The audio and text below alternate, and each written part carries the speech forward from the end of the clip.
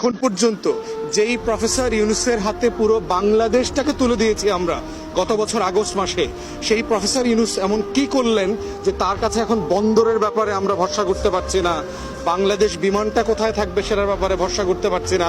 আসল বাস্তবতা এগুলো না, এগুলো হচ্ছে আপনারা জানেন যে বাংলাদেশে বিশেষ করে চট্টগ্রামে যারা রাজনীতি করে, এই রাজনীতিক বিনিয়োগ লুটপাট বাণিজ্যের একটা কেন্দ্র হচ্ছে চট্টগ্রামের বন্দর। অতএব বাংলাদেশে যে 16 বছর ফ্যাসিবাদ লুটপাট করে এই বন্দর থেকে হাজার হাজার কোটি টাকা খেয়েছে, নতুন রাজনৈতিক দলগুলো যারা ক্ষমতায় আসতে বিভোর, তাদের শ্রমিক নেতারা, তাদের মালিক পক্ষরা চট্টগ্রাম বন্দরকে কর্পোরেট হতে দিতে চায় না। তারা এটাকে পেশাধারিত্বের ভিত্তিতে চলুক, সেটা হতে দিতে চায় না।